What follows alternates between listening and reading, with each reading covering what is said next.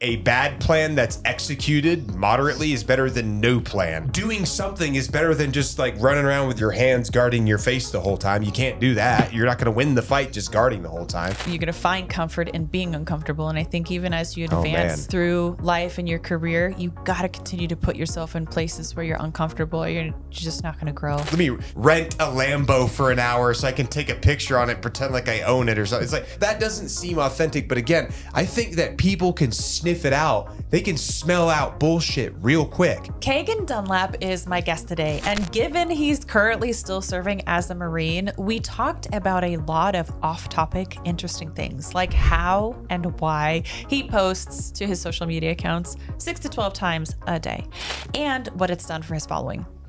I think he gave his best tips for gaining traction on various social media platforms. And for those of you who may also want to change the world for the better, I think it doesn't hurt to have more influence. And for Kagan, his motivation lies particularly in those helping in the veterans, first responders, and active duty community. But I think what he says here can be applied to anyone wanting to grow their own small business or help the community around them. We also got a little more into the obvious conversation, like what it's like to be a part of the military. But we didn't go all political in this episode because, to be honest, I'm a bit exhausted of politics for the time being. And I was genuinely more curious why someone might want to join the military. I even dip into my own experience with Air Force ROTC back in college, and if it steals your identity or what it's like to be in the military. Kagan was very candid, open, honest, and I really enjoyed his perspective. Thanks for listening. This episode of the Built for Growth podcast is brought to you by Quantum Upgrade. Thank you guys for making it possible. Kagan, it's awesome to have you today. Yeah. I've been excited to have this conversation ever since our good friend Nick Freitas was like, hey, my buddy Kagan's going to be out there, and I think you guys would make a great podcast. And I was like, all right, let me look this guy up. And it was funny because he's kind of a big deal on Instagram. He said something to that effect. And I looked it up and I was like, okay, well, yeah, he's got a good following and stuff. And that's actually kind of where I wanted to kick it off. So, I mean, I know that you have a military background and your content is, you cover a lot of political issues and stuff, but I'm actually really interested in how does someone like Kagan go from day one, 0 followers to how many do you have now? So I've got 900, like a little bit over 980K on TikTok, 750K on YouTube, and I think 910K on Instagram. Yeah, that's pretty much the big ones. Instagram's my favorite one. Is that your favorite platform to like post on, or do you have a favorite? I think my favorite platform is YouTube, just because the longevity of it is more valuable right now, and especially like long form. If you can build your long form algorithm on YouTube, it's definitely the most valuable by far of any platform that's out right now. I like valuable, Instagram. Like monetarily. Yeah, like monetarily, you can reach more people because it's the search engine optimization capabilities of YouTube, being that it is owned by Google, is much easier for people to find videos of your stuff, especially if the keywords line up with things that are commonly being looked for on Google. Whereas Instagram's not necessarily the same thing as that. I do like Instagram. I value it. It's great for networking. It's great for people to know who you are. Yeah. And it's also, it's great to kind of categorize and document things that you want to document on there. And the direct messaging is very helpful and useful, and you can do things pretty quickly and get the word out about stuff pretty quickly on there. Especially if you use your, what's it called? Those like the little group chats that you have. You know what I'm talking about? Like, what are they called? On Instagram? Yeah, they're like, there's a certain word for it. It's like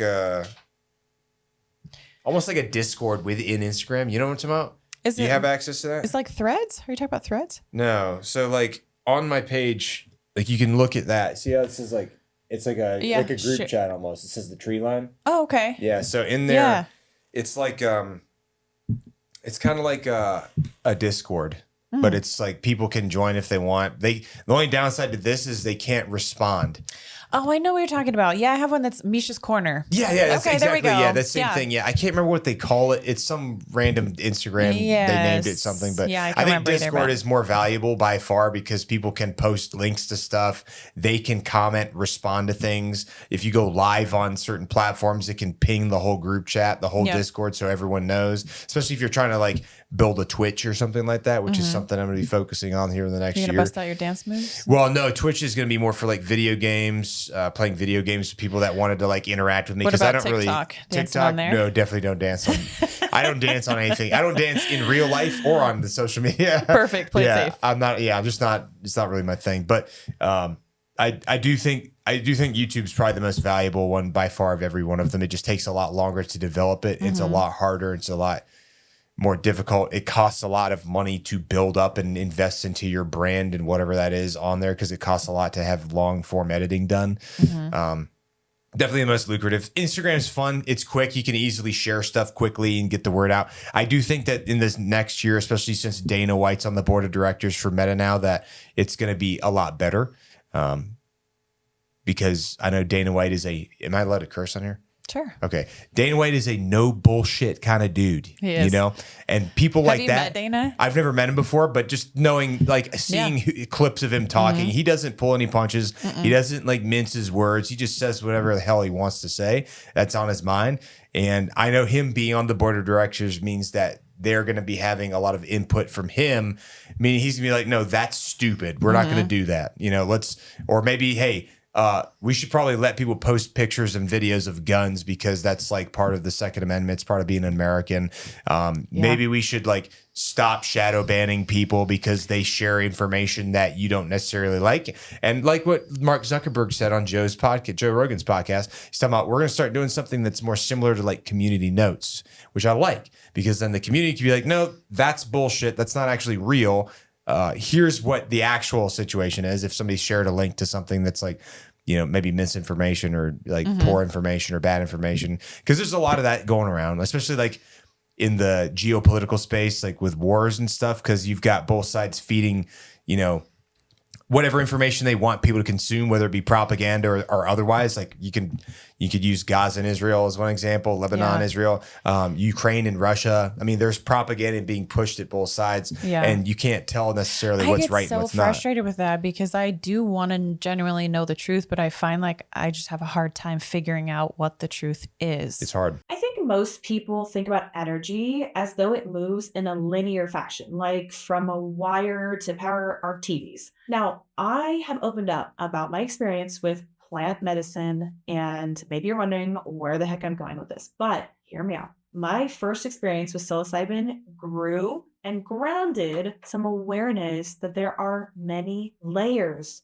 to the energies of the world. So it made more sense to me when I learned about quantum energy or quantum entanglement. And the entanglement part just basically means that two energies are associated or connected. So some of you who are more tapped into these energy systems may have had an experience where you found out something after the fact and you said to yourself, you know, I had a feeling that this was going to happen.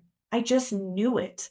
It's like the same thing when a mother, thousands of miles from her child, senses that something has happened to them. Or maybe you sense when like your friend is pregnant or something like that. I've also had those experiences myself. There's an entanglement there. That mother and that child, they're entangled. Well, I have some cool news about this. There's actually a way that we can actively make a choice to have some influence over these energies, and we can direct it for those positive changes we want in our life. Quantum Upgrade provides a uniquely formulated service that naturally vibrates with the frequency of your intentions. By attuning to a stable frequency field with Quantum Upgrade, you can reach your intentions with ease. I call it a manifestation, but it's like I'm putting more behind it. So I've been using Quantum Upgrade to fuel my workouts and manifest my victory on May 3rd, UFC Fight Night in Des Moines, Iowa. So if you want to try Quantum Upgrade for yourself, use code Miesha15, that's MIESHA 15, and get 15 days of free service when you visit quantumupgrade.io. It's really hard. And Yeah. so then I have to just rely on my gut and try to feel what seems right, because I don't know if I'm actually getting accurate information. And that can even be on the news stations. Oh, for sure. You know, I don't just verbatim go and turn the news on and 100% trust that it's true or real anymore. You know, it feels like everybody is out for clicks. Yeah. Well, because clicks make money. And, you know, there's a what's the word for it? There's a conversion. There's a conversion there. You know, how many clicks can make us this much money or whatever, you know, so they're looking for that. And so they also put like the super viral tags or titles for whatever their articles are and stuff like that. And that kind of gets more clicks and shares and then drives more people to their website or more people to just sign up for their newsletter or whatever that, you know.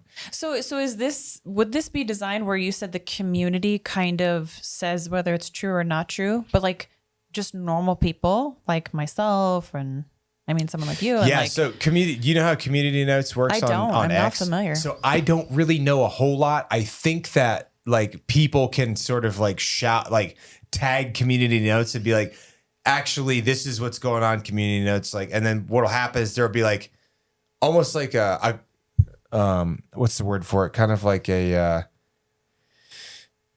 caption, like a disclaimer. That's the word for it. A disclaimer. Okay. So it's like basically if a post contains any type of information that is maybe potentially could be misleading or something like that, there can be a disclaimer that pops up below it that says, actually, this person was born on this date, not this date. Or actually there was 15 people that did this, not this many. But I wonder like who is deciding that note? Like, is it just literally the people like of, you know, I think that's where it gets interesting. It's always interesting because then I feel like every post could have that, because every post could potentially be, how does anybody ever know the truth anymore without actually physically being there? Yeah, you know what I mean? Yeah, I don't. Weird. I don't know that much about how Community Notes works. I think it has something to do with just like the general consensus from everybody that's been engaging with that post. I want to say, and then it just gets formed somehow. I don't know enough. I mean, I guess you probably ask somebody at Twitter how it works or X, and they tell you, because it's gonna be similar to that. But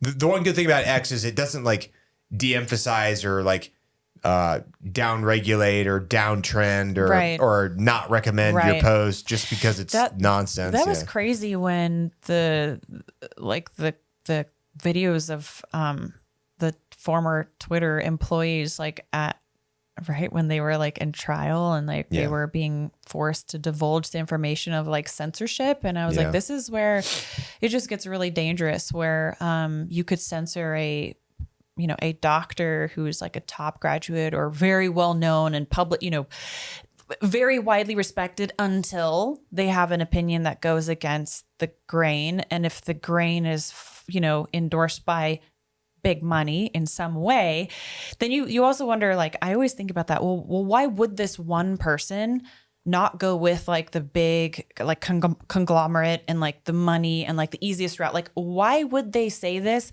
when they're getting excommunicated, they're getting their license pulled, they're getting, and they're still trying to stand up for, what they believe is right. Now, whether that is right or it isn't right, I mean, that's for everyone to decide. But I always think, when there's smoke, there's usually fire. And when this person or this really well-known doctor is just saying, hey, maybe we should think about this, and they're not even allowed to say that, then that got really crazy. I don't know if you have any opinions on that. Yeah, I actually just interviewed earlier today. I interviewed the Attorney General of Missouri, and he was talking about they're bringing some lawsuits together for like to prevent that from ever happening again, regardless of who's in office. And also the new administration is going to be doing a lot to, I guess, insulate people from being impacted by big tech censorship and stuff like that, by passing legislation or executive order or whatever they're able to do. But I do know that they got a lot of legislation right now. They're in a legal battle with like Google and Meta and all these other organizations, because at the end of the day, like,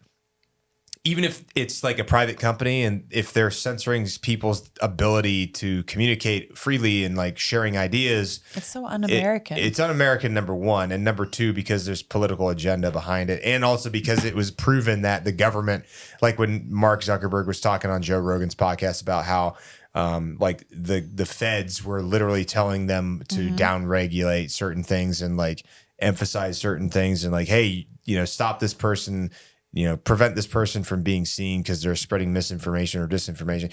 Like the government should never be involved in speech whatsoever because like it's in the Constitution that, freedom of speech, shall not be infringed for anybody. And then same thing, the Second Amendment's there to protect the First Amendment. And, I think it should always be like a focus. And the problem is there's always going to be people that want to try to control that. And like you were saying, it goes back to money. It really goes back to money. If certain people stand to benefit monetarily from it, yeah, they're going to try to do whatever they can to make that cash. You know what I'm saying? And then what they can do is they use that cash to tell people, hey, we're going to pay. We'll give you all this extra money for your reelection campaign if you just push this kind of agenda that benefits us, or whatever. And it's a slippery slope, I think right now we're in a good spot because obviously like Meta's come out talking about, they're going to kind of back off the third party fact checkers that they were using for a while. And they're going to go to try to do more community notes based stuff like Twitter. And Twitter is pretty free speech. Like you can post fully automatic weapons firing on full auto on X. You can't do that on YouTube. You can't do that you can't post any guns on Instagram or you'll get not recommended immediately. It'll immediately put, like if I posted a gun on my page, I would go into not recommended status the millisecond that it happened. Because I get put not recommended for posting people wearing military uniforms. Not even with a weapon. That's insane. I've gotten put not recommended for having a buttstock of a weapon showing.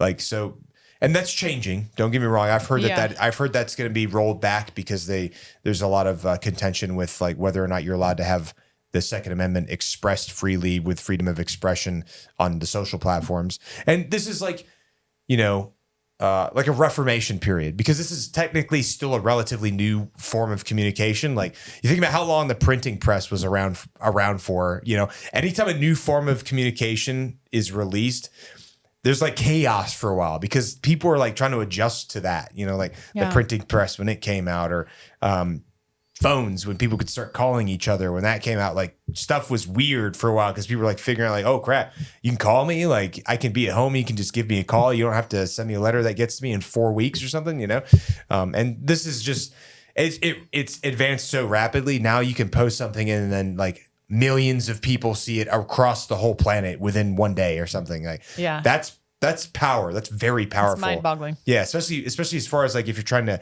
get information to people, and that can be used for good things or bad things, right? Yeah. Like if you're like, hey, we're raising money to help people with the wildfires in California. Like I've found a great organization that's sending people out there to deliver supplies, to deliver, food and water and like building materials and all this. Like share this link, share this to your page, share this to all your social media. Here's the name of the organization. And you can push that out to millions of people instantly, it's very convenient, but you can also like share something that's like really bad. That's like, I don't know, like if people are sharing stuff that could lead to harm, like doxing people, if people are trying to live a private life and they're like, hey, this is this person's address, their private address. If you want to like go, mess with them, right? That's bad. That's a bad way to use social media, but it can go both ways. And people need to be held accountable if they're doing something that's violating the law. Like if you're breaking the law and doing something that's putting people's lives in danger, obviously, right? That's reasonable. That's reasonable. I think most people would agree on that. But at the same time, like if we're going to have things like this, you have to be able to talk about whatever you want to talk about and have these discussions. Yeah. You have to, because that's how you get better results and better ideas, because, all of the crappy ideas and bad discussion points and talking points will fall off the table because they won't be able to hold water. Yeah. And then the good stuff will rise to the top. I feel like that's where I get a lot of my information from, and my news from now is from podcasts. Yeah. Hell yeah, me too. Yeah. I mean, it's one of my main sources of news because I feel like I can, over a long conversation, get a feel for who someone is. Yeah. And as we were kind of discussing earlier, we were talking about Joe's podcast, and I feel like Rogan is just he is an intelligent person because he's willing to take new information and change his mind and admit if, he was wrong. And I enjoy that. I think he has, level of authenticity that maybe we don't always get to see. And so I enjoy those long form content podcasts. It takes me a long time, but I feel like I get to know people. Yeah. And when you can kind of build a rapport, even if that person's not knowing you on the other side of it, but you can kind of feel something for that person and their authenticity, right? Then it's so much better than these short clips sometimes that we get when we get on the news, or we get an Instagram, or we get this, and you're like, is this real or is it not? And like you try to look at it objectively and see both sides, but it gets really confusing. So I love the fact that podcasts can provide where people can really get a better look at who someone is and the information that they're bringing. So I want to talk about that. So you said that you got some of your social media tips and tricks to building your brand from Rogan's podcast. Yeah. What would you learn? I think part of the thing is like, well, I've learned a lot from him because he's been very, very famous for a very, very long time. And like the way that he's kind of learned to navigate this stuff, it probably had to change over his life. And, he's over the course of his life, he's had to adjust how he deals with stuff because he found some things work and some things don't work. And like his whole everything when he talks about like sauna and like working out, like for mental health, that's like how I live my whole life. Like that's my medicine. Like I don't drink, I don't do drugs. The only thing I use that's mind altering outside of like caffeine and coffee is like nicotine, like Zen, right? I don't do anything. I haven't drank since like 2008 and haven't done drugs since even long before that. But so why is that, if you ask me? I mean, it just doesn't do anything to complement my life. Doesn't do anything to benefit me. I don't like enjoy how it makes me feel. I like being. Did you at one point in your life? Maybe I might have at one point. I think I used to be like anxious and lonely and depressed and didn't know who I was as a human being when I was younger. And then slowly as once I quit, I for sure I had a lot more time to like learn who I was, because you didn't have any escape. You had to figure out who you were. And plus like my brain developed over, I got sober when I was 21, and I'm 38 now. So I've had a long time and my brain finished developing. By the time you're 25, it's like fully developed. Right. And I kind of got to know who I was as a person and like, what kind of a person I wanted to grow into being, but as far as like Joe's concerned, like not looking at the comments, not reading the comments, not spending a bunch of time scrolling constantly, not spending as much time consuming stuff, but spending more time producing stuff. And that's been very good for me because I'm like, I can work and like work and work. And then also one of the big things that he's talked about that I've benefited from immensely is like when he talks about people, like specifically from his podcast, he did a podcast with Cameron Haynes and the guy from Meat Eater. What was his name? I'm drawing a blank. It's like on the tip of my tongue. Oh, it's going to drive me crazy. Is it, I can look it up right now. Sean? Meat Eater. I'll find out right now because it's gonna make me crazy here. Yeah. Ranella, Stephen Ranella. Okay. Yeah. So Stephen Ranella and Cameron Haynes and Joe did a podcast a while back, and this is just one example. I remember when they were on that podcast. I think they were talking about hunters that were just like talking shit about each other on their shows or like in their social media or in their circles. And like Joe does he talks about a lot of this stuff. Like when people are talking shit about you in your own community, regardless of what niche you're in, whether you're in the hunting community or you're in the UFC community or you're in the military community, or if you're a painter or a musician or whatever it is, like people that see that happening, they view it and they're like, that's like, they view it a certain way. They're not like, oh, maybe they're right. They're like, that person's probably jealous or insecure about that other person being successful, in some way. Because like the more success you garner, the more hate you get from different people, whether it be people from your own community or others.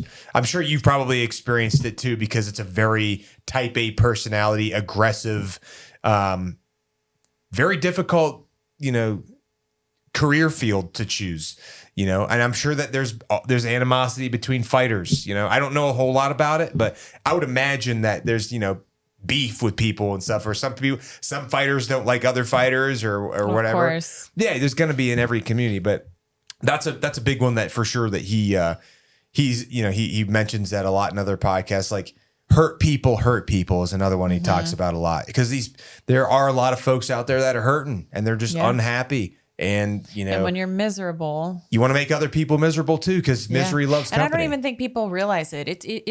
It's like not even necessarily that they consciously probably want to make other people miserable, but it's like they're looking for any type of reaction so they can get a little bit of like dopamine or like pay attention to me. Like maybe they didn't get that as a kid. Nobody was like paying. I've read Dr. Gabor Mate's books, and although I'm no expert, but he's a trauma specialist, and he's amazing. And it really made me realize some things about raising my own kids, and even just my own past. Like we've all had shit happen. We've all had our fair share of traumas. Like, so how do we do that? How do we break free of addictions? How do we change? How do we decipher? How do we communicate even internally with ourselves? And that's just something I've been on a mission to do since I really started to understand that there's so much more to myself than I really realized. So I thought forever that I was just Miesha Tate the fighter, and I wasn't even conscious of that. It's just automatic. That just was who I identified with. Yeah. And sense. I remember I lost my title fight. I lost the fight after that. And I was like, something is wrong. I am so broken. And this isn't fulfilling me in the way that it was before. And I think in my subconscious, it was like, Miesha, you need, this isn't just all that you are meant to be. Like, you need to discover like who you are. Yeah. I was like, fighting is what you do. It's not who you are. Right. And I've since feel like I've peeled back a lot of those layers and be like, I am like a kind and loving person. Like that's part of who I am. I enjoy helping people. That's why I started this podcast. Me too. Right. And I want to make a difference because it makes me feel good to do that. And I'm a God-fearing woman, right? I have respect for nature. I love my children.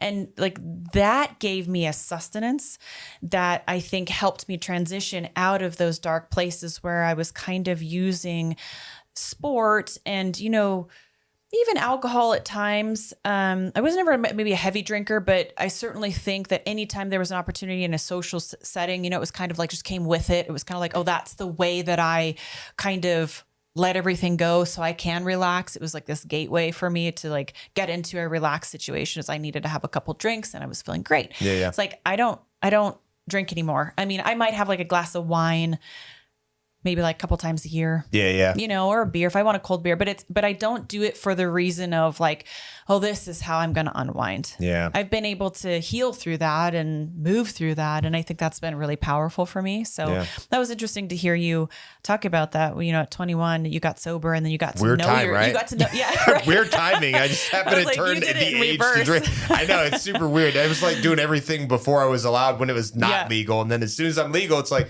yeah, I think I'm going to be done now. Yeah. But you said you got to know yourself. And I think that's important. Did that have anything to do with the timing of your journey through the military, or how did that kind of go hand in hand? So,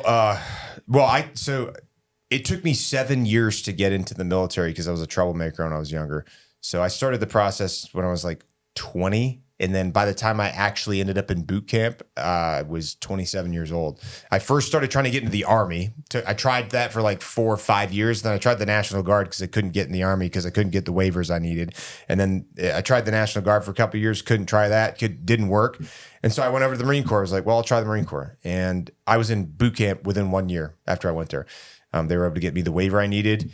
And I had and it's public record stuff. I had a misdemeanor possession charge for marijuana possession and paraphernalia. And I was able to get a waiver for that to get into the Marine Corps.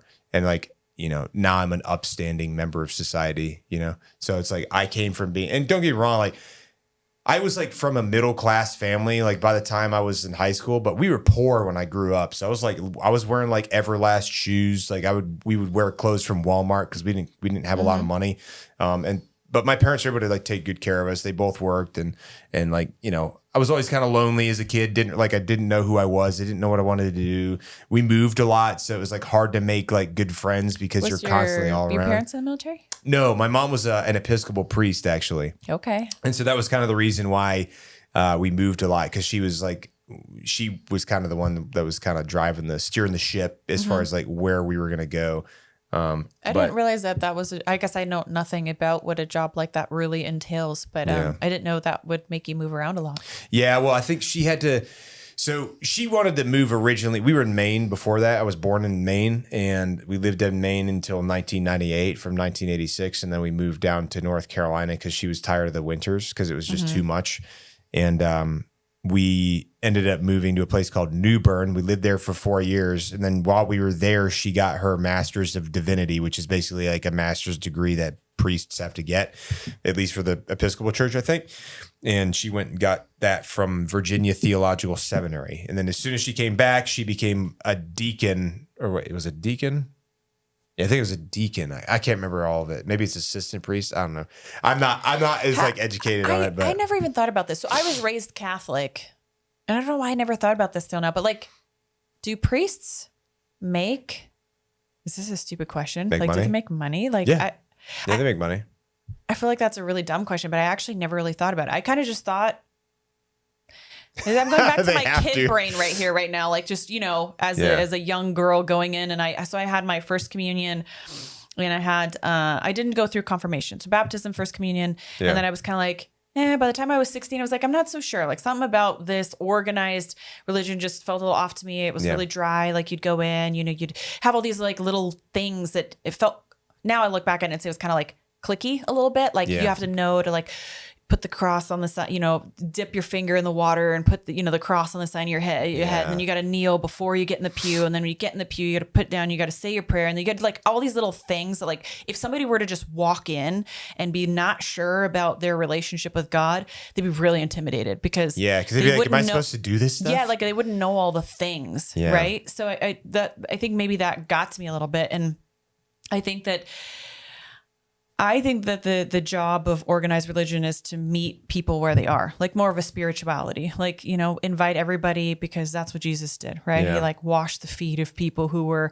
quote unquote, beneath him, right? He was just like, hey, there is no one beneath me, right? We're all equal in this. And so that's the feeling I like. I want to walk into a church that's going to make you feel like we don't care what you're wearing, what you look like, where you came from, how much you've got, like you're a child of God. Yeah. Right. And so I felt like that was something that kind of steered me a little away from Catholicism. But anyways, going back to my child brain, now I'm thinking about the times that I went, and I just always thought, this holier than thou person, like they probably just have everything kind of like taken care of. Yeah. But I never thought about somebody like benefiting monetarily, but obviously, you got to raise families and stuff like that too. Sure. It's kind of like a nonprofit. Like so to be qualified as a nonprofit, you have to donate. I think it's like 60% of your total profits. The other 40% can pay for overhead, and that's fine. It's I think it's probably like that because, but obviously it's like a little different because it's a church and churches can't be taxed. And like, I think they just survive completely on donations and like contributions from donors and stuff like that. And people like donating money at when they pass the plates around and stuff.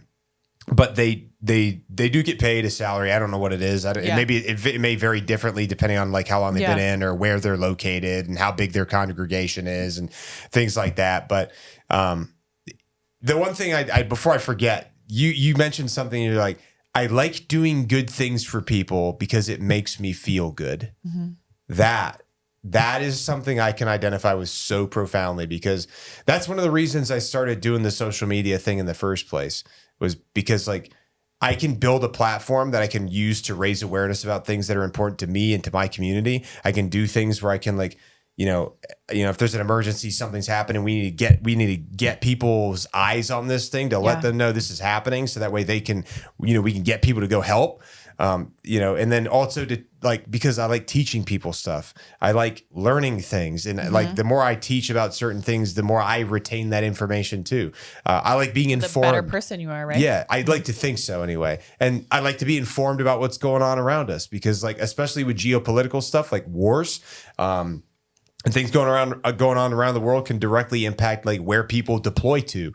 And people want to know that stuff because they would like to have an idea of like, hey, there's a chance I could go to, Syria or to Iraq or to Iran or whatever it is, you know what I mean? Or maybe there's a chance I could end up going to Ukraine if they don't find a peace deal or, whatever the case may be. So this stuff is interesting. And also I like to be like aware of what's happening around the world, whether it's like in our federal government or in some other government, because that stuff geopolitics affects military movement, and it also affects, the world is very tied together, as you're probably more than well aware of at this point. And like people, things that happen in Romania could potentially have an implication on the United States' relationship with them, and possibly our relationship with them.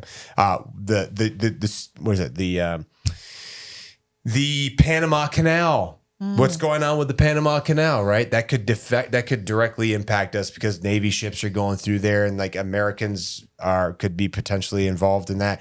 The relationship we have with Canada, the relationship we have with Greenland, that stuff that the new administration's been discussing things about, right? And it's just I just like to know what's going on around me so that I can like just be aware and like.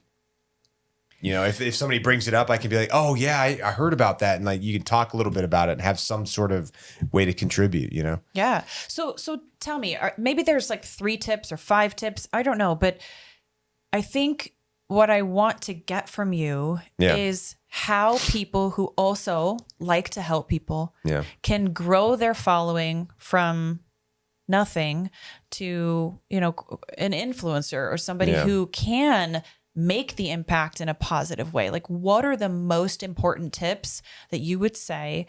I realize that you post like 6 reels a day, like sometimes more. Sometimes more. I mean, that seems insane to me, but it definitely makes me want to up my game as far as how much that I post to contribute. Because the way that I got my following wasn't the way that you got your following. And I'm very interested in learning that. Yeah. I started just doing what I love. And a byproduct of it was that people just wanted to follow and watch me fight. Yeah. But I want to know how people who want to make a positive impact in the world and they have good ideas and they're genuine people and they want to have influence, because the more that they have influence, the more they can impact the world for the better. Yeah. So how did you specifically do that, or the best points that somebody should know if they want to do the same thing? Yeah.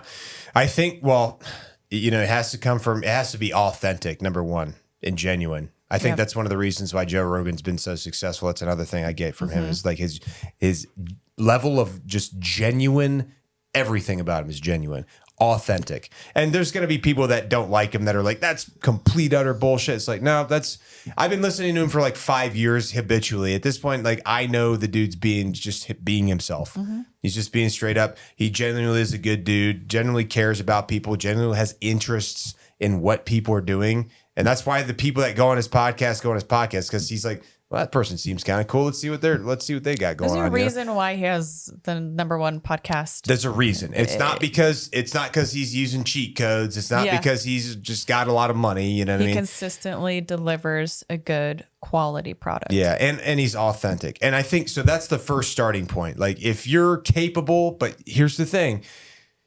You have to be capable of taking an accurate self-appraisal. Because like, what are your motives for wanting to do this? Are you wanting to do it because you want to be famous? Are you wanting to do it because you want people to know who you are? Are you wanting to do it because you want money? Or you want to do it because you genuinely want to help people? Now, wanting money is not bad. You obviously have to have excess in order to have philanthropy, right? And so that means you need to build a business, and it has to make money and has to be successful in order to be able to give it away. Right? That's okay. But if you're coming from a place that's not necessarily authentic, or maybe you're just like, I just want people to know who I am, or I want to be famous, or I want to be an influencer. I want, that maybe it's not for you. I'm not dissuading people from doing it. I'm just saying like people are going to sniff it out. Or maybe it is, and you'll have a certain type of following. And if that's great for you, then great. Sure. I'm happy for you. If you're going to, post pictures of you in fake jets and make it look like, you're living this great lavish life. I've seen that, dude. Weird. Isn't that weird? It is so weird. It's like, hey, look how cool I am. It's like, bro, most of my stuff, it's not even about me. It's about other stuff that's happening. Because I don't find myself that interesting, to be quite honest with you. I think that stuff going on around the world is very interesting. And I think everyone else will find it interesting too. But yeah, that kind of stuff, like, let me take a picture. Let me rent a Lambo for an hour so I can take a picture on it, pretend like I own it or something. It's like, no, that's like, nobody cares. That doesn't seem authentic. But again, I think that people can sniff it out. They can smell out bullshit real quick. because people aren't stupid. I think quality people. Absolutely right. I 100%. think there are a lot of people out there who are looking for direction too and following under the same thing of like, I want that life because if I had that life, then all my problems would go away. And if I had that money, then all my problems would go away. And that's just an optical illusion. Yeah. Most of these people that you're looking up to that you're like thinking have all their problems solved either are not actually, that's not a real look into their life, or they have more problems than probably you do. You just don't know. And you just don't know about it. Yeah. Oh yeah. Cause I mean, especially at this point now, I've like gotten to know quite a few folks that are like, I would guess you could probably refer to them as celebrities. It's no different than anybody else that's been in the social stratosphere or whatever. Like, and some of these people got a lot of stuff going on behind the scenes that nobody knows about. Yeah. And I don't publicly talk about it because I don't air other people's dirty laundry. It's not my place. I don't like talking about other people, period. Because that just doesn't do anything positive for me. It doesn't do anything positive for me or for other people. So I just kind of like, leave whatever's going on with their personal life between them and the God of their understanding. And then I keep moving on with my day. But so number one, again, I think that your motivations behind why you want to do this, that's something that needs to be considered. Another thing is consistency. Like you have to consistently post every single day and you have to do it for years. And you have to do it whether you're sick, whether you feel good, whether you got family in town. Here's an example. I haven't gone on a vacation since 2021, like at all. Every time I've gone out of town, it's for something. Now, that doesn't mean that the things I'm doing are not fun, right? But I'm not just going to have like leisure time where I'm just relaxing and not doing anything, and that's okay because you're building relationships. If you have fun in the things that you're doing, that's the difference, right? But it is different. It is very different. It's not like I went to, No, and it doesn't mean it's not difficult. Yeah. But exactly. when you find purpose in what you're doing, there's a fulfillment in it that's almost addicting in a way that it feels right and it feels good. Agreed. And you go home feeling like, man, I have purpose. I'm leading my life in the right way. I'm making a difference in the world. And that feels good. It does. I'll tell you what, I think it feels better than do nothing leisure time. Yeah, and I think it does too. I feel a lot more fulfilled when I get to do things like this. Talk to somebody that I haven't met before. Hear some perspectives from somebody else that may be a little different from mine. Because I love what you said about like how you wanted to find, because you felt like when you lost that fight that you're like, well, what the fuck am I going to do now? Yeah, that's my whole purpose. Mm-hmm. Like, but you're a much more dynamic person than just like Miesha the fighter. You're also, somebody that enjoys, maybe you enjoy reading, maybe you enjoy, playing with your kids, maybe you enjoy making sculptures. I didn't even think I wanted kids when I retired. And now I just absolutely love being a mother. My kids are 6 and 4 and the most incredible little people on the whole face of the planet. It's like, that's awesome. Almost wish I would have started younger. I was like, I have more of them, they're great. Yeah. It's difficult being a parent, but it's also so fulfilling. And there's so much purpose in that for me that I just didn't even realize was something that would be in my future and serve me in the way that it has. So I think that's really well put. 6 times a day. I can't get over that. Oh, so it's sort of different. So when I first started, and my content has also changed a lot over the past 3 years. It started off, I was just reposting content that I didn't do any altering to. I would just repost like content that had to do with war related stuff. And I would post 20 reels a day, 20 videos. Oh my gosh. Every single day. And then it got to a point where, so that was going from 2022 until February of 23. And in February of 23, I deployed to Iraq and Syria. And I was there for 6 months. While I was there, I was making videos every day because I had a Wi-Fi puck. So I could make them inside of my little my enclosure that I was living in, because that way I wasn't like violating operational security. What did you kind of make videos about? When so when I got out there, I started doing stitches. So you know what stitches are with TikTok? So it's like when there's like a video that plays and then it cuts off and then it's you talking about something, or, you know what I mean? And so like, then I started making stitch videos where I was just stitching everything that was like military related, right? And I started doing that and was just doing that every day. And I was doing 10 videos a day. And that's when I started posting to YouTube as well, because I hadn't done that up until that point. And so I was doing 10. Is this all you doing this? This is all me. Everything. No team, no nothing. I was like doing everything else. Went through that whole deployment, posting 10 videos a day every single day. And then when I returned, I kept doing it, but I think was the springtime of 2024. I was like, I need to get a camera. I need to get a computer. And then I started doing the new type of style that I've been doing, which is like, I can either be a split screen where there's something happening up here and I'm narrating it, or I'm on the screen and I maybe edit it. Yeah. And talk about like things that are happening around the world and like explain things and give my perspective on it. Or maybe just like narrate something that's happening in a video up here for people that may not understand what's happening in the video, because not everybody has the same like military experience. Maybe just some civilian would like to know what's going on in Ukraine with certain things maybe, and they don't have an idea. And I can explain like, this is kind of what it is without being like, without belittling people, without berating people or patronizing people. Like, hey, this is what's happening. Just to simplify it, this is something, this is this, and this is what's going on. And this is what the result of that is or whatever. And that is a lot more fulfilling because I can do a lot of stuff that's way cooler like that. And plus the quality of my content's improved significantly because it's like I have a great quality camera that's like I can film with. And then I could do other stuff like streaming on Twitch, which is a big thing I want to start doing. And then filming long form YouTube videos where I can talk about some given subject. And then I can send that off to my editors and my editing team can just like mash up something super cool and use graphics and that crushes or whatever, So that's another. It's just changed so much over the past 3 years, and everything does. Like I look at my past content in the beginning, I'm like, ooh, that is cringy. Why did I post that? But you started somewhere. Yeah. Right? Yeah. So, and you can't be scared. You just have to do it. Just put it out there.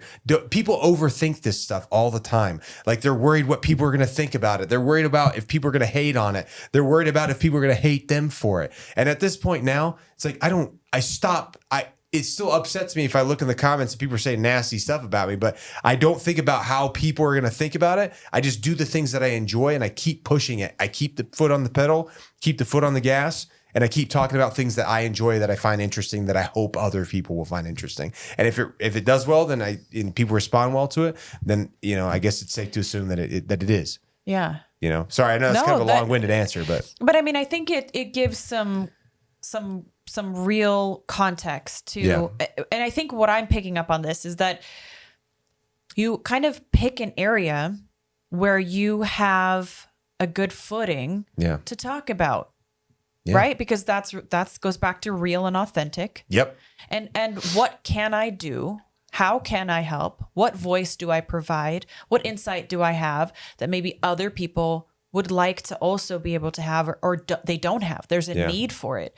And I think that's what's interesting about your content is that you do provide a lot of information that I think somebody who's not in the military, like myself, and never have been, I don't have always the insight that you have. So that's what's valuable to me. Valuable. It's valuable. Value. That's the key though. What value do you bring to other people? Like your perspective, like the value that you probably bring to the table is going to be far different than mine. I couldn't bring the same value to the table that you can.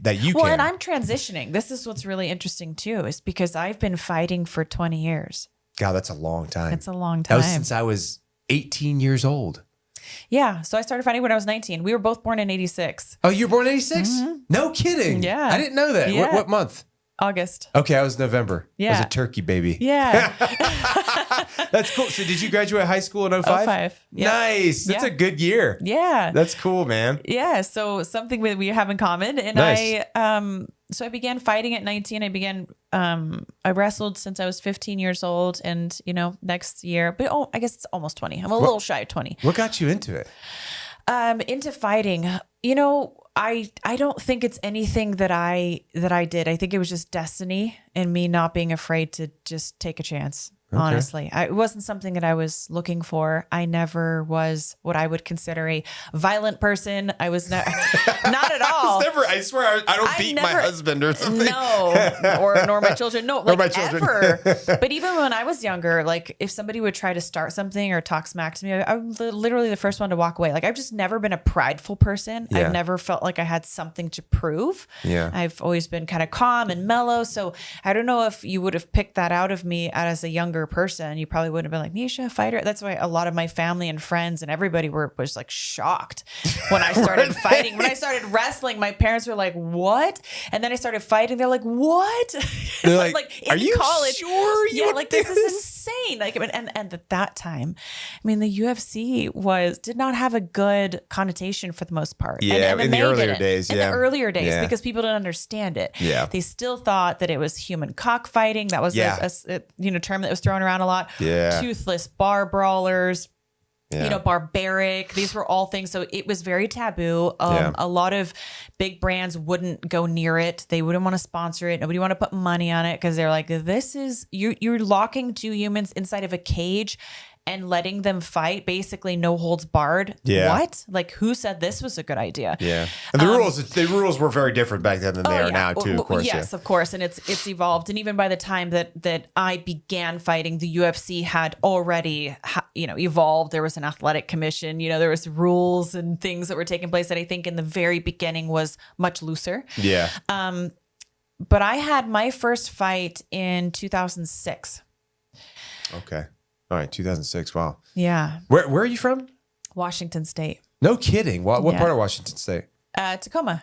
Oh, that's a beautiful area. It is beautiful. I've never been out there, but I've got some friends from Washington. They all love, the mountains up there and stuff. You probably see the pictures. It's gorgeous. Yeah. In the summertime, it's amazing. Yeah, my dad was actually stationed at Fort Lewis. No kidding. Yeah. That's not JBLM, right? Or Joint Base Lewis McChord? Yes. Oh, JBLM, yeah. Yes. So I've known some army guys that are stationed over there. Yeah. And I know some guys that met their spouses in Seattle, I think.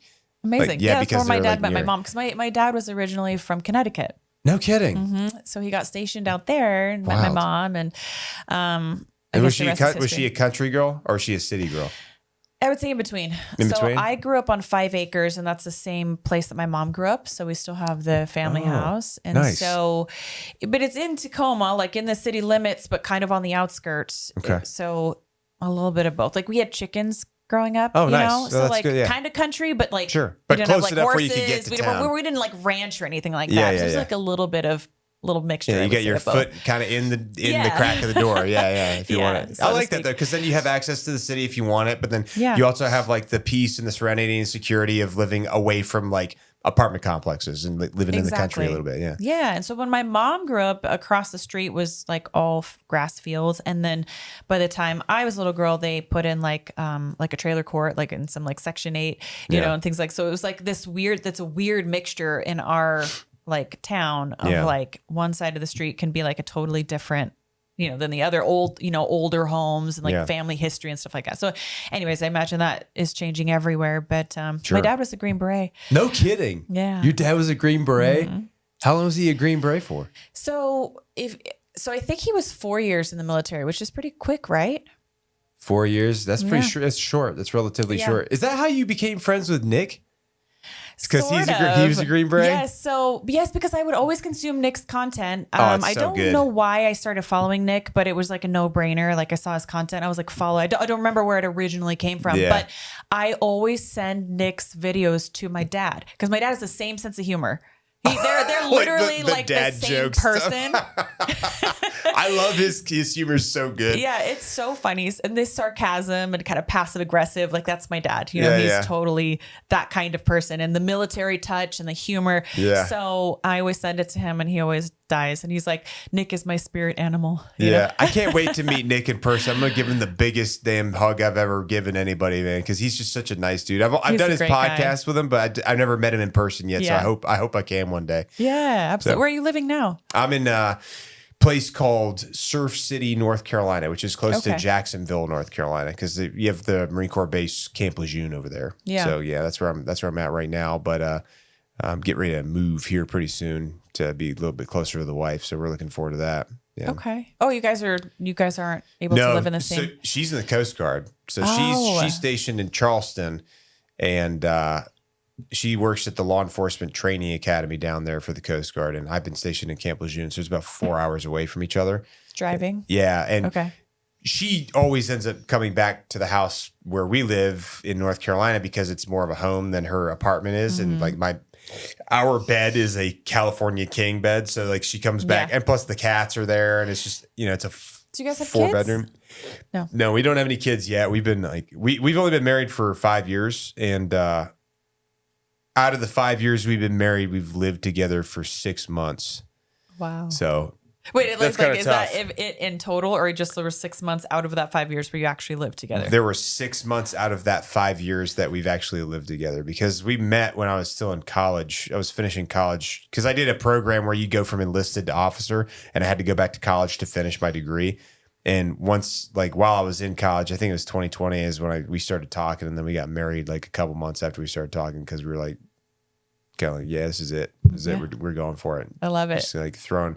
That's the story of my life. Yeah. Pretty much just like my career was just like, what's the worst thing that can happen? Like, Yeah, just I go for send it. I send it. Yeah. And that's probably Full maybe that's part of the reason why, like, the social media thing, I'm like, cool, because I'm just sending it, dude. You know what I Yeah. mean? Like, and I just start doing the things. I try not to be. I have a bias for action. That's the best description for it. Having a bias for action, you have to have that, not only for the military, because like a bad plan that's executed like moderately is better than no plan. You know what I'm saying? And that's huge for leadership. And then same thing for you, probably, like fighting somebody in hand-to-hand combat, like, you know, doing something is better than just like running around with your hands guarding your face the whole time. You can't do that. You're not going to win the fight just guarding the whole time. I always say the best defense is offense. Yeah, exactly. And the same thing goes hand in hand with like military defense, for example, because like, and it was explained to me from an instructor that I had one time that basically when you've got a defense, like you get like a trench line. Well, part of that defense, you're holding up your fist. Well, part of the thing you're doing is you're holding one fist. You got to throw out punches. So you're being offensive while you're still defending yourself. And what you could say for that was like sending patrols out. Mm-hmm. Send a patrol out to kind of like look through the areas that you can't see in the area that you're defending. So that way you can get better situational awareness on what's going on out there. And that's kind of like throwing a punch while you're holding one fist up defending yourself. So it is like, even though you're in the defensive position, you are using offensive tactics to make sure that your defensive position is strong. And I think that's one of the best ways it was described to me.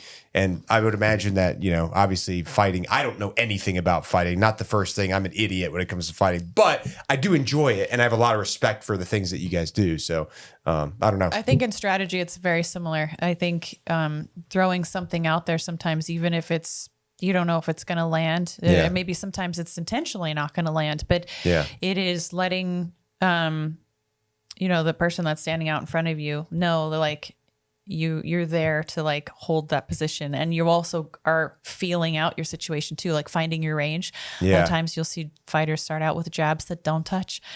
Because they're trying to see finding their range. What is finding your range exactly? It's like, see at what distance I need to stand before I can hit you. Oh. Right? So like if I'm here and I'm kind of like, okay, I can see visually, like I'm that far from you. So like once you get an eye for that, you can calculate how much you need to step in. So like something in front of your face right here, you're not seeing me, right? You're not seeing me. Okay, I know I'm 3 inches from you. I'm 6 inches from touching you. And maybe I'm purposely making this a little short just to be deceptive in that, because I know if I really throw it, boom, I'm going to hit you with that. Or I need to slide in about 6 inches to be able to get that. But I'm you're figuring it out, figuring that scope out on how far out I am from actually hitting you and what it would take for me to connect with you. Yeah. There's a real, there's a real art to that, you know, like it's so nuanced, you know, and a science, I think too. I'm terrible at fighting. A lot of calculations. Really? A lot of calculations. A lot of calculations, yeah. See, we do hand-to-hand combat type stuff in the Marine Corps, but it's very, very, very rudimentary unless you go to like the martial arts instructor trainer course or something. But well, I mean, but your guys' job is not to be in hand-to-hand combat. Not your primary. The ideal. Yeah, it's not your primary, your job is ideally to not be in that situation, right? I mean, yeah, you have ideally, plenty of things hopefully keep you from that situation. I mean, we're not in old school days where you're literally fighting with swords and you know literally hand to hand. So it makes sense that that's not a primary strategy. It's not super primary, but I think they do take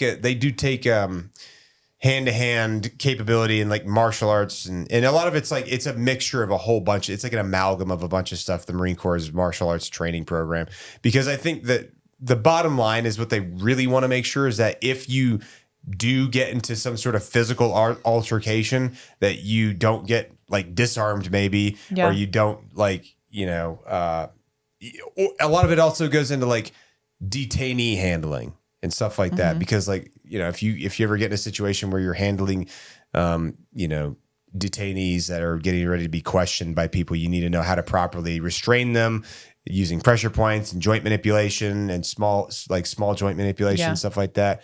They do a lot of ground fighting. They do some standing free sparring. Nothing even remotely close to what anybody that does jujitsu outside of the military would get. It's not even remotely close, but it's basically meant to give everybody a general level of experience who have never had any experience at all. You know, so that's good because you have to have something. You have to have some. You got to know you're cut from the cloth, right? You got to know that. I think mentally you need to know that too, right? Yeah. Let me ask you this. Sure.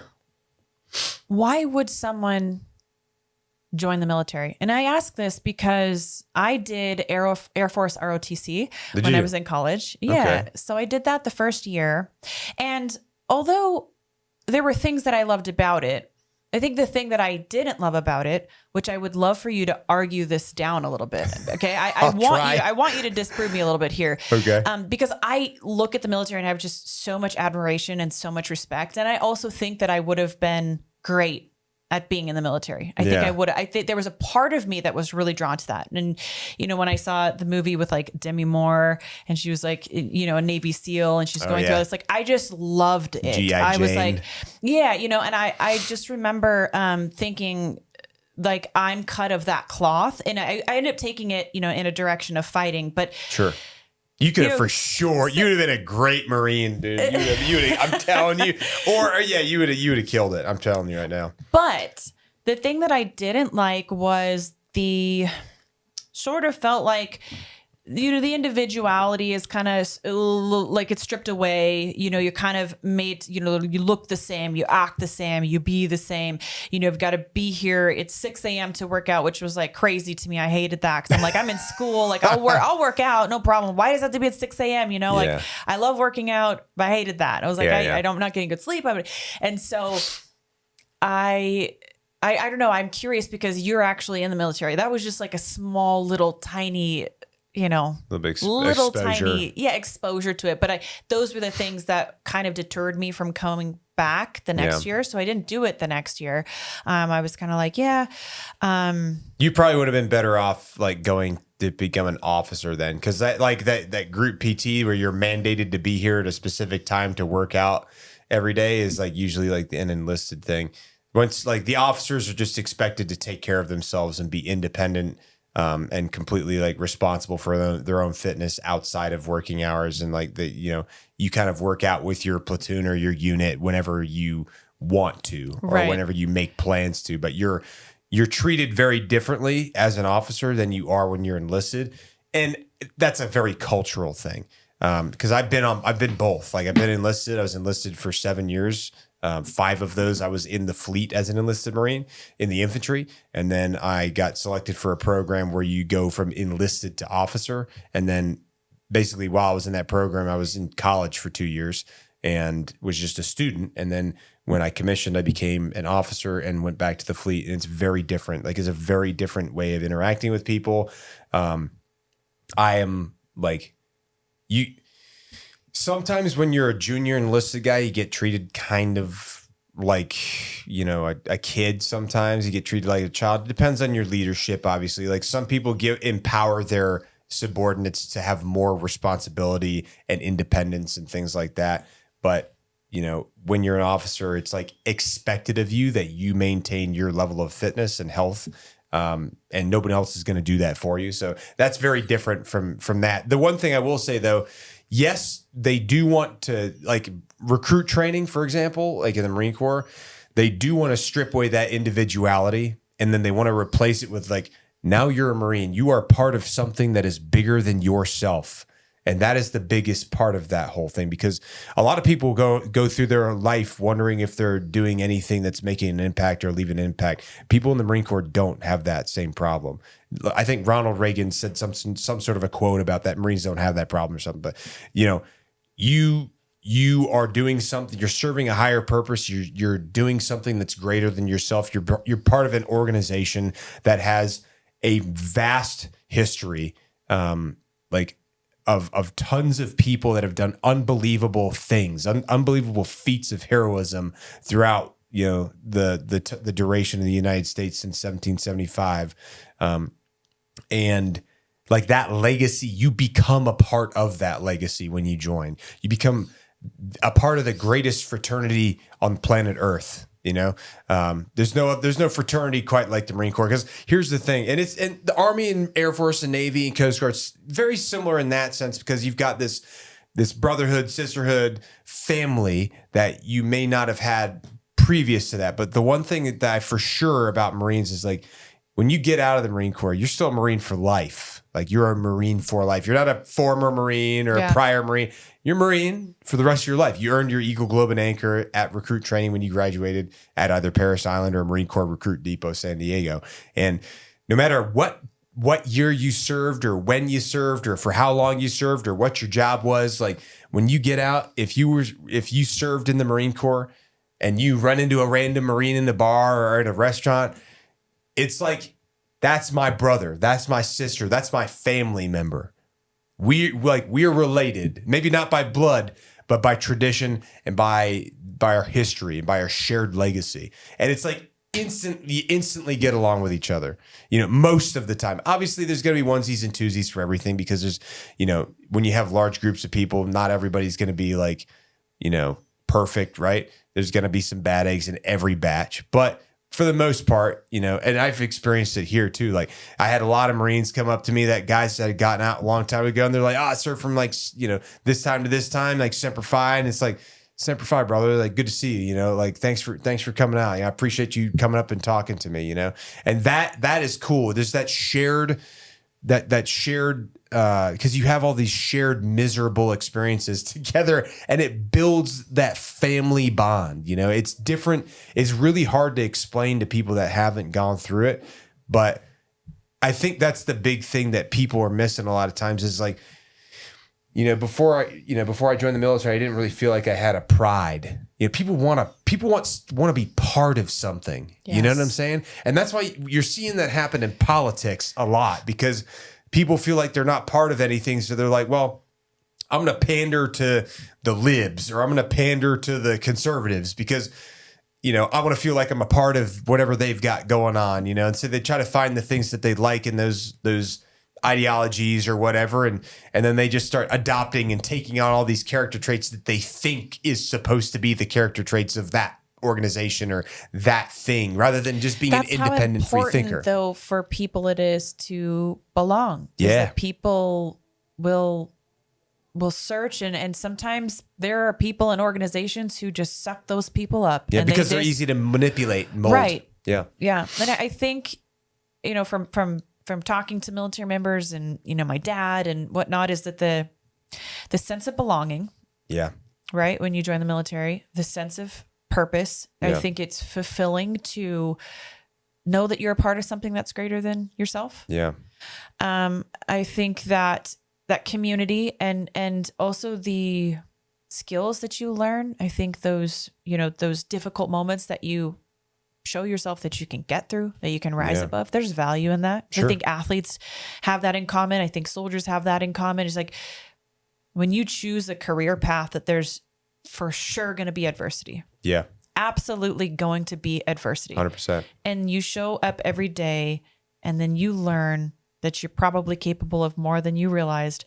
That is just a great feeling. I don't care who you are. Agreed. Yeah. I don't. So I think that's some of the great things that it seems like being in the military could offer somebody, you know, if you're, I don't know, looking for more in your life, if you're looking for purpose, and, you know, maybe that's what it is. Well, adversity builds character. It does. You know, facing adversity builds character. I know that UFC fighters or anybody that's a fighter, even if they're not in the UFC, if they're just like, I'm just starting my fighting career, like you're facing adversity every time you step foot on that mat. Oh yeah. That's not just reserved for the UFC. Yeah. I respect anybody. And sometimes I respect the amateurs actually more, because they're not even getting paid for it. Yeah, they're doing it for free. Yeah, they're doing it for free. That's That's brutal, bro. insane. You're getting punched for free in the face. Like that is I respect that too. Hats off. You know what I'm saying? It's more uncontrolled. Like it's also more of like opening a box of chocolates and you have no idea what you're gonna get. Yeah. I mean, once you get to the UFC, sure, the level is harder, but there's plenty of film to study. You've been in there so many times. You've competed. You know what it's like to kind of be in there, and there's less surprise usually. Yeah. There's less of the unknown, because you're experienced. But it's like as an amateur, I mean, it's like a cat fight. It's just like a cat fight, right? I mean, a lot of times it is. If you've ever been to an amateur event, it's great. Yeah, because they're like kind of like all over the place. Wild. It's just wildly thrashing around. And stuff. Because they're and it's just so intense because they've got so much emotions in this, and they're so nervous because they know they don't know what to expect. Yeah, they know that there's a lot that they don't know still too. Yeah. So like this other person might know that or might know less, and if they know less, then what are they making it up for? And they're just insane, and everybody's just crazy, and it's a lot of energy. I think amateur fights are actually really fun to watch and go to, but I have a ton of respect for amateur fighters. But somebody will tell me like I only fought once. I'm like, I don't. That's amazing. You know what that do we mean reminds you me only of? fought once? Like that's like the hardest thing to do. Yeah. Like to fight once. I feel like that's the hardest thing to do. That reminds me of like, so when you're talking about how it's almost more fun to watch the amateurs, that reminds me of what some people have told me, that it's almost more fun to watch college football than NFL because they're trying to get scouted. They're trying to get recruited to go work in the NFL. So they're playing extra hard. Yeah. They're going extra hard because they want people to be like, hey, who's that guy? Maybe we should recruit him to play on the Carolina Panthers or whatever, the Chargers or whatever. You know what I mean? Like, so they go much harder in the paint. That's what it kind of reminds me of. Because they're uncomfortable still. Yeah. Which I love it. I think you gotta find comfort in being uncomfortable. And I think even as you advance through life and your career, you gotta continue to put yourself in places where you're uncomfortable or you're just not gonna grow. Dude, you'll be stagnant. I know so many Marine Corps officers that would literally, they would want to give you a hug for saying that. Being comfortable, uncomfortable. That's like one of the things they say at every Marine Corps pipeline school. Is it? Yeah. It's like the most Marine Corps thing ever. Maybe the military. I don't know. Like, I'm telling you, they would love you. They would love you because. Well, great. Connect me. Yeah. Because I'm telling you, because like, that's one of the things they talk about. I come out and do a lot of events. I've done a lot of events for military. Like come out and I love to support the military. I love it. If you went to a Marine Corps base for anything, I don't care what the event's for, people would freak out. They would eat it up. Because like the Marine Corps is very type A, very aggressive, right? A lot of people doing ground fighting. There's a lot of people doing jujitsu on the side on the weekends. A lot of people are really big into fighting. A lot of Marines love watching MMA. They love watching the UFC. And I can promise you, if you like scheduled something out, they would eat that up. They'd be like, we'll have to talk what can we do to get tickets to that, whatever that is. Yes. You know what I mean? Yeah, So, I love it. Well, we're wrapping up here, and Sure. I want to make sure to give you the floor to kind of tell people, how to follow you, and all of your things that you've got going on. I mean, they could Google me. It's fine. If you Google me, you can find all my social media on there. Like it's just Kagan, Kagan, last name Dunlap. If you type that in on Google, you can find all my social media there pretty much. So And I think on Instagram it's just Kagan Dunlap, right? yeah, it's just Kagan.Dunlap easy. on there. Same thing for dot. YouTube. Okay. Yeah, the dot. I don't know. I don't know why I put it there like that. It's just kind of been that way. So I Now just it's left it stuck. alone. It's stuck. Yeah. Same thing for Facebook, TikTok, YouTube. It's all pretty much the same. I mean, you can find all of my social media accounts are verified across every platform. So if it's not, then it's not me. But every single one of them is verified, so you can't miss it. Except for Twitch, because I haven't made partner yet, but I will eventually because I'm going to work hard for it and I'm going to find a way. You know what I mean? Sweet. Website? Oh, yeah. I got, KaganDunlap.com. Okay. Yeah, so website. I got merch on there, all kind of whatever. People can check it out. A little bit of a bio, like an about me section, and some of my podcasts are linked on there too, which I've got on Spotify, Apple Podcasts, and also on YouTube. So I love it. pretty easy, yeah, pretty simple. You're great. It's easy to talk to, Dude. You're easy to talk to too. I feel like I've known you forever. Like, I mean, I feel like you could be like a sister. You know what I mean? Because I never had any sisters growing up because. My parents tried 3 times and they ended up having 3 boys instead of a girl. And they were like, yeah, I quit. They're like, I can't do this anymore. It's too much. So I never had a sister, but like, you definitely got that kind of a personality that I would have if I had a sister. You know, Well, what I I mean? appreciate that. Plus, you I got some appreciate that. pythons. You know what I mean? So I would No, hope that thank if I had a you. sister, that she had some. I've been working on these for a while. Yeah. You know? That's good, There's man. some labor in these. Yeah, well, for sure, and that's because of resiliency. You know what I mean? And facing adversity, right? There we go. So, but yeah, I character appreciate building. you having me. Actually, before we cut out here, I want to give you this. Brought something to give to you. I had these challenge Yes. coins made. I love that. Yeah. Dang, this is big. Yeah, it's kind of heavy. They're serialized. I only had 350 of them made, and That's cool. been trying to give them out to. So every time I see you, right, I have to have this, or I owe you No, something? no, no. You don't have to have it. You don't have to have it. You, Okay, but that is how it works, right? No, so what you do with these challenge coins is you can get you a nice wood rack made for them, and then people, because especially military folks love giving, and police officers, law enforcement, they love giving out challenge coins to people because it's just something to remember them by. Kind of like, I be love like, that. hey, I remember was always when I told met that like, person. You have to like keep them on you, and then if you No. don't, it's like a challenge. Well, like the challenge. What was the challenge mean then? Well, because the challenge is to collect as many as you can. Oh, okay. That's the maybe challenge. maybe it's an army thing. I don't know. There's definitely given they weren't like this though. They were more like a little bigger than quarter size, maybe like 50-cent piece.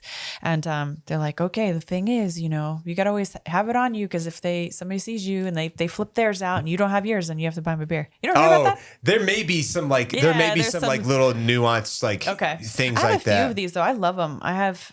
Well, my kids love them too. They play Yeah. with them too. But that's so cool. I really Yeah. appreciate it, and Yeah, thank of you for course. that. So Yeah. Well, I appreciate you having me on. I know it was short notice. I appreciate you being flexible with my Absolutely. insane schedule this past week. I was like, No I problem. have to get on Miesha's podcast because I would love to meet her. Yeah. And I was just like, I got to figure it out. I'm gonna figure. Well, we I'll made it move stuff happen. around. Yeah. and Nick would be proud.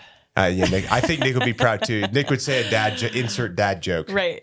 Sips coffee. You know what I mean?